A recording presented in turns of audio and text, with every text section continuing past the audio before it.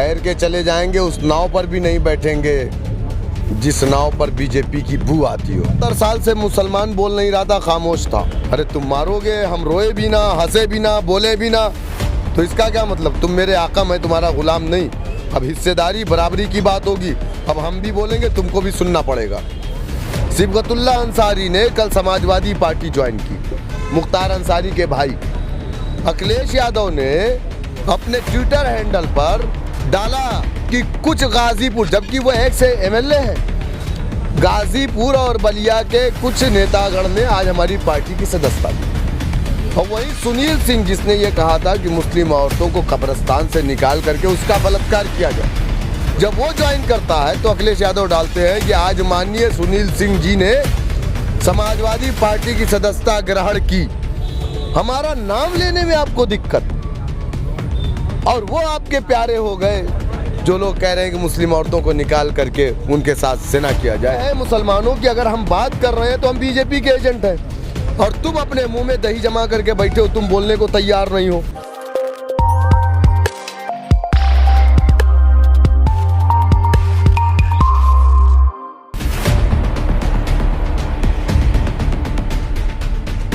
पहले तो हम सवाल यही करेंगे कि पहले तो ओपी राजभर का आपने बिल्कुल पट्टा साफ कर दिया कि हमारा उनसे कोई ताल्लुक नहीं है। अब फोटो आए हैं कि ओवैसी साहब और चंद्रशेखर आज़ाद तीनों एक साथ हैं, वो क्या?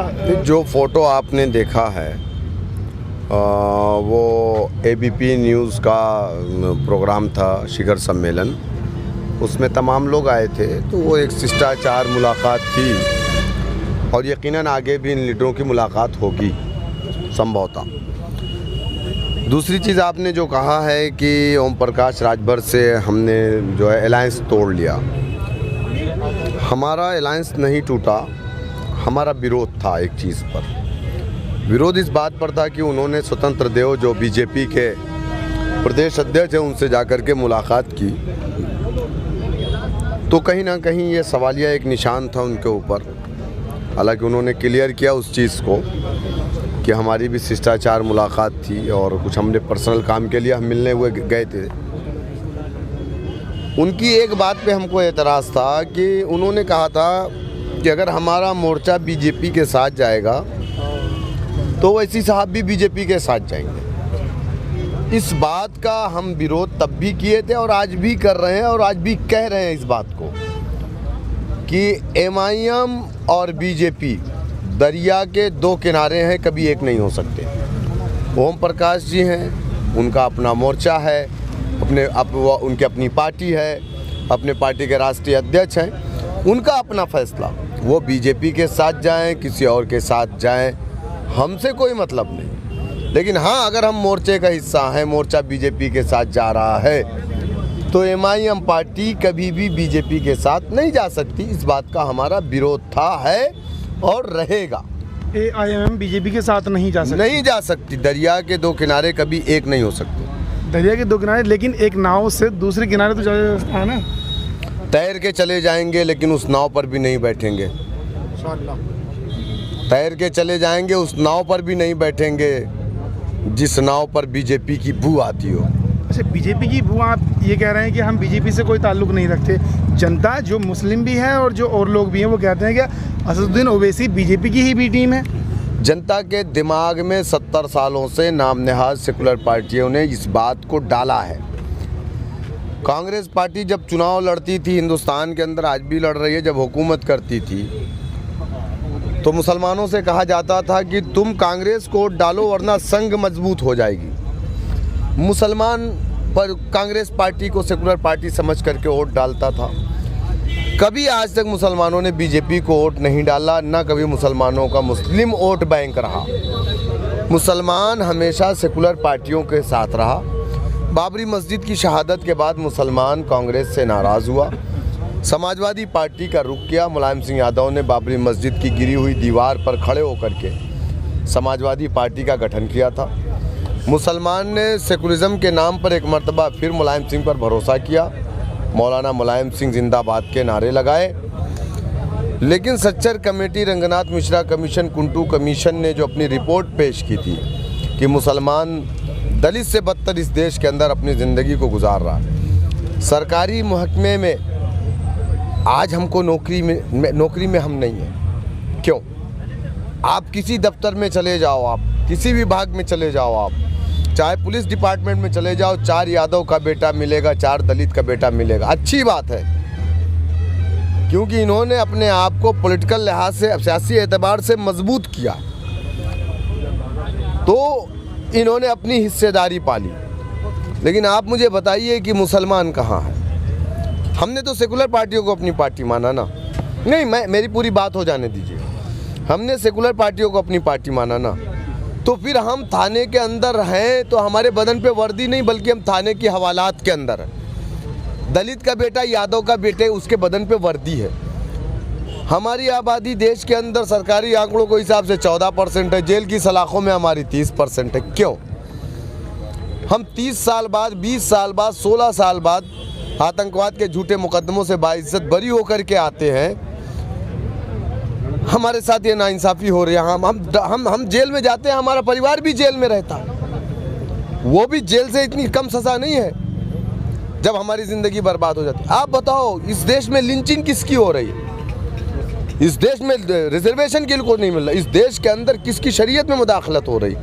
इस देश में किसकी दाढ़ी टोपी से परेशानी है? तो अखिलेश यादव या समाजवादी के जो भी लोग हैं लीडर, या मुस्लिम चपरासी, आप उनसे पूछिए कि तुम्हारा लीडर आवाज़ क्यों नहीं उठा रहा है। मुस्लिम चपरासी किन के लिए है ये? मैं कह रहा हूँ उनसे पूछिए कि तुम्हारा लीडर, वही मुस्लिम चपरासी हैं। 2012 में अखिलेश यादव ने अपने मैनिफेस्टो में, घोषणा पत्र में, चुनावी मंशूर में वादा किया था मुसलमानों को 18% रिजर्वेशन देंगे। नहीं मिला तो उनके 45 MLA ने कोई आवाज़ नहीं उठाई। तो जिन MLA ने आवाज़ नहीं उठाई वो मुसलमान थे, वही मुस्लिम चपरासी है। अच्छा, मुजफ्फरनगर में दंगा हुआ, 250 अनऑफिशियल डाटा है, लोग, औरतों के साथ की इज्जतें लूटी गई। आज़ादी के बाद से कभी नहीं ऐसा हुआ था कि 50,000 से ज़्यादा लोग कैंपों में अपनी ज़िंदगी को गुजारे। लेकिन कोई एक सिंगल मुस्लिम चपरासी का नाम बता दीजिए, चाहे वो समाजवादी का हो, चाहे बहुजन समाज का रहा हो, चाहे कांग्रेस का रहा हो, कि मुजफ्फरनगर जा कर के उन औरतों के सर पर हाथ रखा हो। बताइए मुझे। DSP ज़ियाउल हक को प्रतापगढ़ के अंदर मार दिया गया। उसकी बीवी परवीन आज़ाद ने कहा कि मेरे शौहर को राजा भैया के लोगों ने मारा। राजा भैया पर इल्ज़ाम लगाया। राजा भैया का क्या हुआ? मुलायम सिंह यादव ने उसको क्या किया? मिनिस्टर बनाया, जेल मंत्री। और वो राजा भैया समाजवादी पार्टी के बी फॉर्म पे चुनाव जीत करके नहीं, बल्कि निर्दल चुनाव जीत करके आया था। कौन सी मजबूरी थी, आप मुझे बताइए। प्रतापगढ़ के अंदर 42 घर मुसलमानों के जला दिया गए। हकीम तारिक कासमी, खालिद मुजाहिद को उठाया गया BSP की सरकार में, खालिद मुजाहिद को मार दिया गया समाजवादी की हुकूमत में फैज़ाबाद के अंदर। मैंने जाकर के खालिद मुजाहिद की लाश को अपने हाथ से उठाया था। निमेश कमीशन का गठन हुआ। सामाजिक कुछ मुसलमानों ने जब प्रेशर डाला, सामाजिक संस्थाओं ने, तो एक निमेश कमीशन का गठन हुआ। निमेश कमीशन ने अपनी रिपोर्ट में लिखा, खालिद मुजाहिद, हकीम तारिक कासमी बेगुनाह है। जिन लोगों ने इनको फंसाया है उन अधिकारियों को जेल होनी चाहिए। वो निमेश कमीशन की रिपोर्ट 2014 में विधानसभा के अंदर आती है। समाजवादी पार्टी पटल पे नहीं लेकर के आती, डस्टबिन में, कचरे के डब्बे में डाल देती है। सवाल ये है मुसलमानों की, अगर हम बात कर रहे हैं तो हम BJP के एजेंट हैं और तुम अपने मुंह में दही जमा करके बैठे हो, तुम बोलने को तैयार नहीं हो। सिबगतुल्ला अंसारी ने कल समाजवादी पार्टी ज्वाइन की, मुख्तार अंसारी के भाई। अखिलेश यादव ने अपने ट्विटर हैंडल पर डाला कि कुछ गाजीपुर, जबकि वो एक से MLA है, गाजीपुर और बलिया के कुछ नेतागण ने आज हमारी पार्टी की सदस्यता ली। और वहीं सुनील सिंह, जिसने ये कहा था कि मुस्लिम औरतों को कब्रिस्तान से निकाल करके उसका बलात्कार किया जाए, जब वो ज्वाइन करता है तो अखिलेश यादव डालते हैं कि आज माननीय सुनील सिंह जी ने समाजवादी पार्टी की सदस्यता ग्रहण की। हमारा नाम लेने में आपको दिक्कत, और वो आपके प्यारे हो गए जो लोग कह रहे हैं कि मुस्लिम औरतों को निकाल करके उनके साथ ज़िना किया जाए। तो मैं उन मुस्लिम चपरासियों से पूछना चाहता हूं, क्या आप अपने नेता का विरोध करेंगे? क्या आप अपने नेता से कहेंगे सुनील सिंह को पार्टी से बाहर निकाले? कहेंगे? क्या आपने अपने नेता से पूछा, आपने सवाल किया कि 2012 के मैनिफेस्टो में मुसलमान रिजर्वेशन देने की बात कही गई थी, हमारी सरकार रही, पूर्ण बहुमत से रही, हमने नहीं दिया? क्या सवाल किया उन मुस्लिम चपरासियों ने? वही चपरासी हमको भाजपा का बी टीम कहता है। उत्तर प्रदेश में एक सीट नहीं लड़े थे हम लोग पार्लियामेंट में, यहाँ पे तमाम लोग खड़े, पूछ लीजिए, सब ने समाजवादी को वोट किया है, बहुजन समाज को। तो बीजेपी कैसे जीती भाई? 60 सीट से ज़्यादा कैसे जीती? हिंदुस्तान में 3 सीट पे हम लड़े थे, 2 जीते हैं, 1 हारे। वहाँ भी कांग्रेस जीती है जहाँ हम हारे। तो हम कैसे बीजेपी को फायदा पहुँचा रहे हैं आप बताइए? मेरठ में हम नहीं लड़े थे, 1 सीट नहीं लड़े थे, 1 छोड़ करके बाकी सब बीजेपी कैसे जीत गई? लोग ये कह रहे हैं कि जो ओवैसी साहब और जो भाषण देते हैं मुस्लिम करते हैं, इसकी वजह से बीजेपी मजबूत होती है। 70 साल से मुसलमान बोल नहीं रहा था, खामोश था।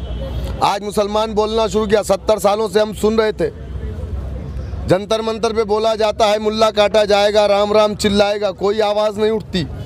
अगर हम उसके लिए आवाज़ उठाते हैं तो हम ना बोले, खामोश रहे। अरे तुम मारोगे, हम रोए भी ना, हंसे भी ना, बोले भी ना, तो इसका क्या मतलब? तुम मेरे आका, मैं तुम्हारा गुलाम नहीं। अब हिस्सेदारी बराबरी की बात होगी, अब हम भी बोलेंगे, तुमको भी सुनना पड़ेगा।